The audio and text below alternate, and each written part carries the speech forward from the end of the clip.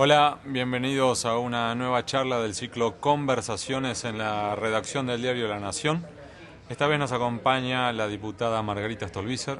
Muchas gracias por venir. Muchas gracias por la invitación, muchas gracias. Estaremos conversando sobre dos ejes centrales, uno mirando hacia lo que pasó, el kirchnerismo, y otro sobre lo que viene, el macrismo, Cambiemos, y en el doble eje de qué hay que investigar, dónde hay que mirar, qué puntos no se pueden pasar de largo.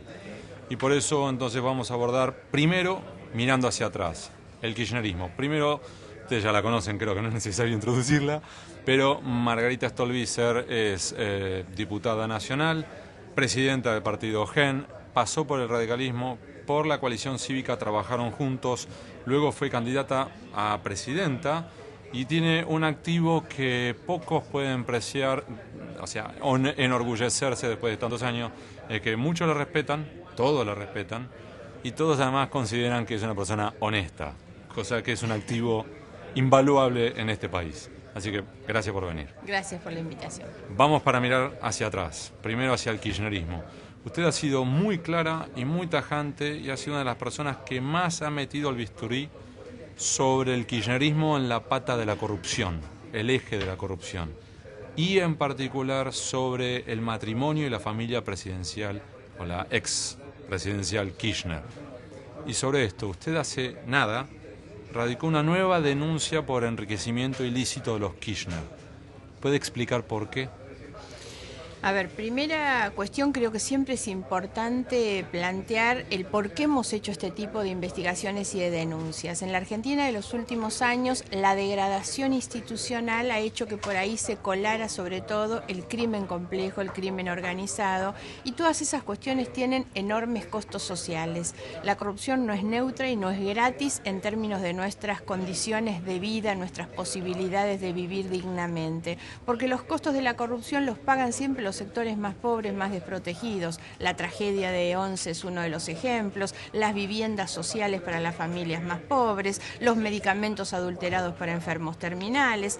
En general la corrupción tiene eso. Ahora, ¿por qué la Argentina llegó a un nivel de corrupción tan fuertemente instalada? Solamente porque eso viene en términos de derrame desde la corrupción en los niveles más superestructurales del gobierno. Porque lo cierto es que si eso no estuviera permitido, muchas veces cuando se habla de los temas vinculados con la seguridad, yo digo, es imposible ir a reclamar por abajo lo que no se hace por arriba. Entonces creo que lamentablemente eso hace derramado en la tolerancia, la aceptación de una mala práctica política vinculada con el aprovechamiento del Estado como un botín.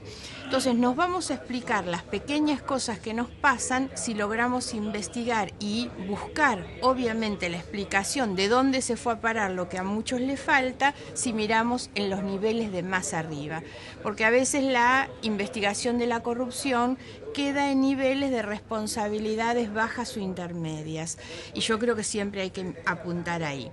La otra cuestión es que siempre lo que hice fue analizar documentación pública y oficial. Por lo tanto, es como bastante increíble que cuando esa documentación está al alcance de cualquiera, esas investigaciones no se hayan hecho en muchos casos de oficio, no se haya ido más lejos. Pero bueno, la verdad es que me parece que tenemos algunas causas encaminadas a partir, insisto, de haber presentado, de haber puesto en evidencia esa documentación.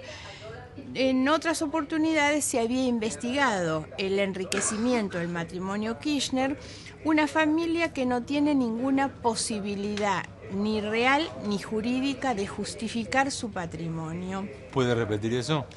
Que la familia Kirchner no tiene posibilidad ni real, concreta, fáctica, ni mucho menos jurídica de explicar el patrimonio que hoy tienen. Ejemplo.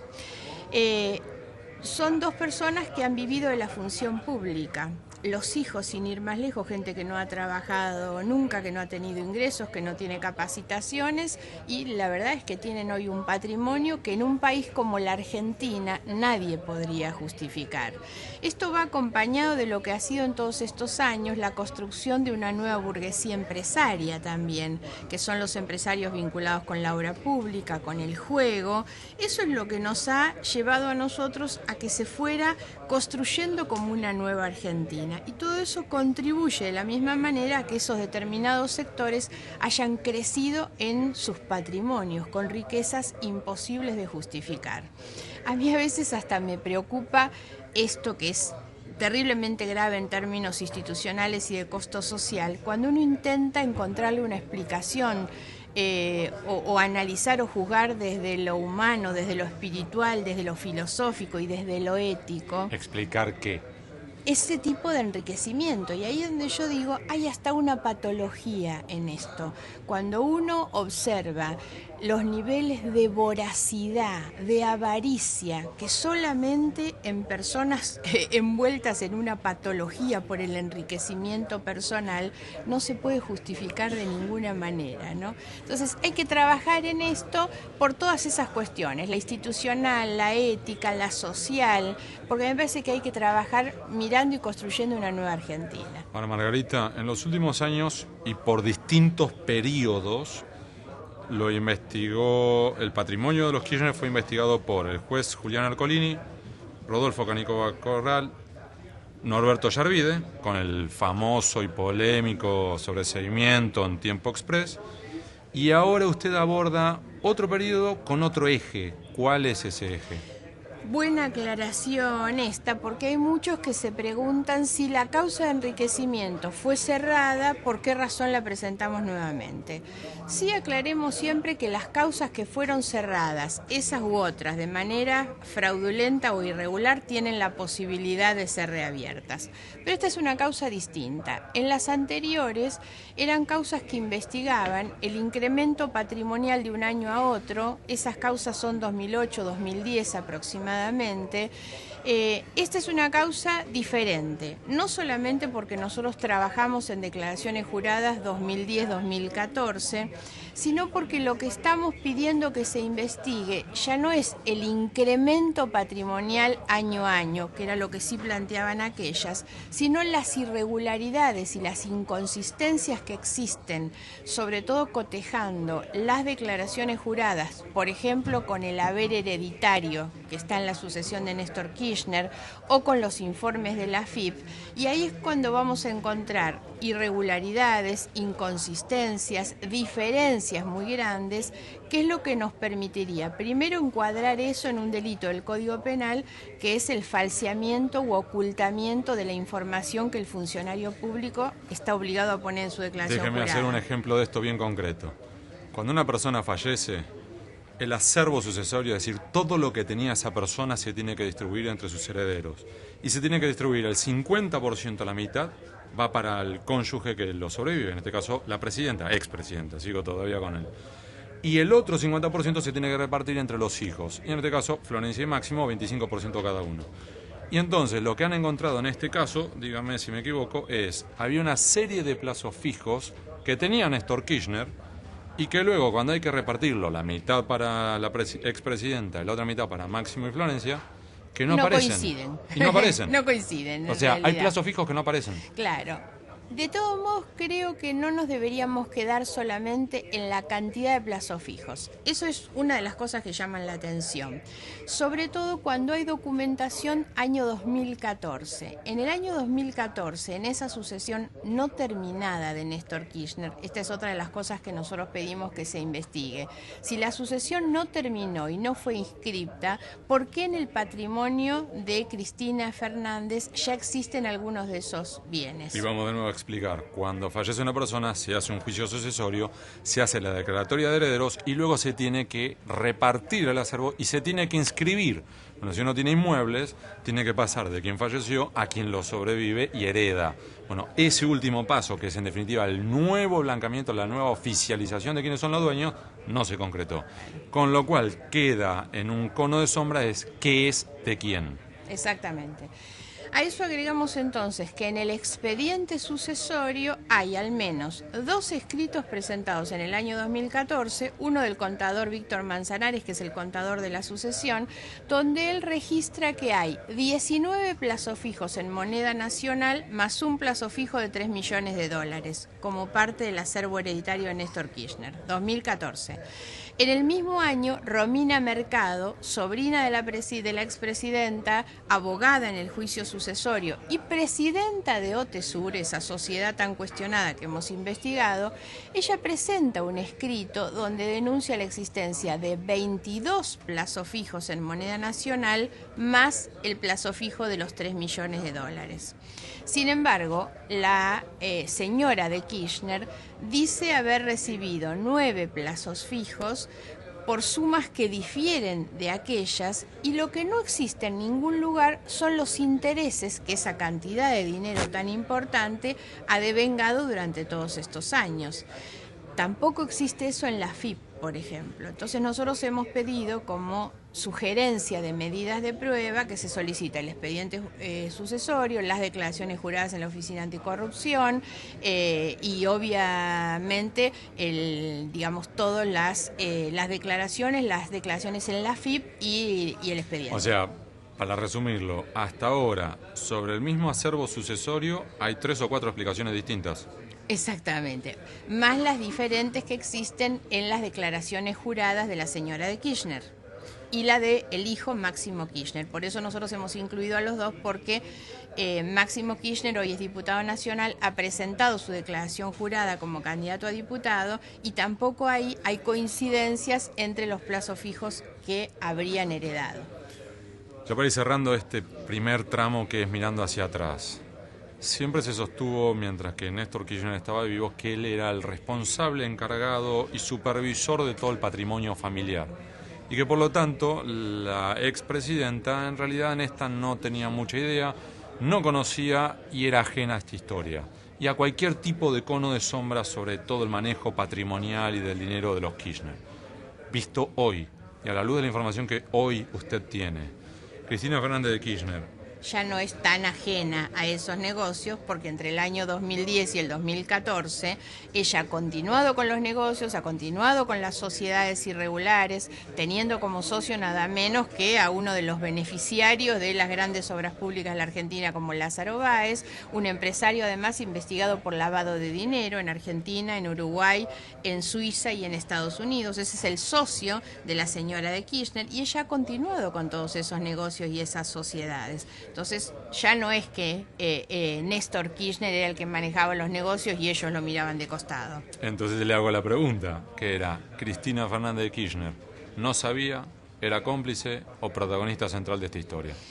Cristina Fernández y Néstor Kirchner han tenido durante muchísimos años una sociedad muy fuerte, muy consolidada, claramente de negocios. No solamente era una sociedad conyugal, sino que era un matrimonio sostenido en base a negocios, a incremento de fortuna, a una misma concepción de ejercicio del poder, porque la verdad es que cuando el poder se ejerce de manera tan autoritaria en Santa Cruz primero, en La Nación después, con la cooptación del sistema judicial, que termina siendo cómplice o funcional a ese enriquecimiento injustificado, a negocios que son absolutamente incompatibles con alguien que ejerce una representación pública, y han tenido la misma concepción y han manejado los mismos negocios, fundamentalmente ella, porque hay incluso algo que yo me he preguntado muchas veces, que es con negocios tan sucios, tan turbios, tan complejos, la señora Kirchner podría tranquilamente a la muerte de Néstor Kirchner haber dicho, bueno, yo no tengo nada que ver, heredo, me he beneficiado con esto, y no, ella continúa con eso. Por eso es que nuestras denuncias van directamente hacia ella. Todas las irregularidades que hay en OTESUR, en las declaraciones juradas, son posteriores al 2010, lo que nosotros estamos denunciando. Perfecto. Argentina mirando hacia atrás, ahora vamos hacia adelante. Usted ha sido muy clara en su posición frente a una de las últimas decisiones que tomó el presidente Mauricio Macri. Primero vamos a un punto, que es, usted salió conforme de un encuentro que tuvo con el presidente. Sí. Incluso lo ha expresado. Sin embargo, al mismo tiempo, ahora, ante el anuncio de la designación de 2 ministros de la Corte en comisión, usted también ha sido muy clara. ¿Cuál es su posición sobre el nombramiento o eventual nombramiento de estos 2 ministros de la Corte Suprema?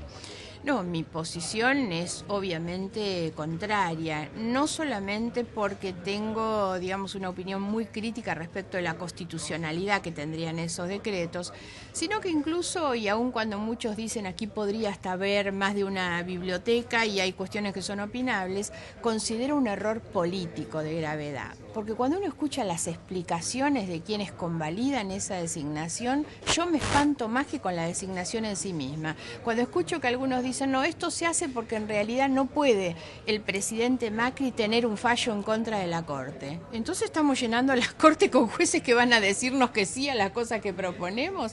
Esa explicación me ha parecido a mí peligrosísima, terrible. Entonces, insisto, ya no es solamente una cuestión de opinión jurídica, hay una opinión política. Yo estoy muy en contra de que un gobierno que recién llega con un crédito extraordinario como el que tiene hoy el presidente Macri. Y lo otro, en relación a mi reunión, yo salí el viernes muy conforme, lo vi muy bien a él, fue muy, primero la convocatoria, él convoca a los opositores sabiendo que nosotros hemos competido y que tenemos diferencias. Y yo valoro muchísimo ese gesto realmente como un cambio en la búsqueda de una normalidad democrática extraordinaria. Y me dio la impresión que no era simplemente una foto de ocasión para quedar bien. Yo lo noté muy receptivo, discutimos sobre una agenda muy concreta, temas muy densos, hablamos en particular sobre todas las cuestiones vinculadas con la corrupción y que la lucha contra la corrupción no es solamente andar con una lupa investigando o colaborando con la justicia, sino que hay muchas cosas que hay que hacer para prevenir y evitar hacia adelante. Y él fue muy receptivo de todo lo que yo le planteé. Ahora, también hay que entender que cuando se empieza a degradar la institucionalidad, ahí se cuela el crimen y la corrupción. Entonces me parece que no se puede dar un paso tan malo, insisto en términos políticos, con una designación así. Conversamos con todos y nunca este tema se conversó. Y hoy cuando uno observa que los constitucionalistas más prestigiosos de la Argentina han salido a cuestionar esto, yo digo, bueno, pero ¿quién lo asesora? ¿Por qué no llamaron a alguno de estos constitucionalistas tan conocidos y gente que además lo está apoyado? Y la otra cuestión es que yo me sentí en la obligación, si se quiere, ética, de honestidad intelectual de plantear mi diferencia. Porque si esto lo hubiera hecho Cristina Kirchner, la verdad es que hubiéramos hecho un escándalo. La reacción de muchos defensores de Mauricio Macri ha sido la siguiente: no pongan palos en la rueda, esto recién comienza, no le dan ni siquiera la luna de miel, no le están dando margen, dejen que empiece a rodar esto antes de empezar a criticar. Y entonces cerremos con esto, ¿por qué usted quiere marcar de entrada justamente esta objeción? Bueno, porque de entrada él ha cometido este error político, sinceramente. Ojalá no hubiera tenido que hacerlo. Tengo que ser honesta con la gente que está esperando una reacción como yo hubiera tenido con cualquier gobierno. Lo que no quiere decir que yo quito el apoyo que he comprometido con él el viernes pasado, que creo en muchas de las cosas que se están haciendo. Me parece que es un error político, más que jurídico, enorme, que lo afecta a él en el inicio de su gestión. Y por sobre todas las cosas, y esto es lo que más me preocupa, termina dándole justificación al kirchnerismo, que ha degradado las instituciones, que ha gobernado por decreto, que ha transferido cientos de miles de pesos por decreto, a que salgan hoy a cuestionarlo. ¿Qué necesidad había de darles la posibilidad de reposicionarse? Si era el momento para demostrar claramente las diferencias, como él las demostró, pero las diferencias no pueden ser solamente de estilo, de tono de voz. En esto había que marcar diferencias muy claras. Margarita Stolbizer, muchísimas gracias por venir. Gracias. Gracias.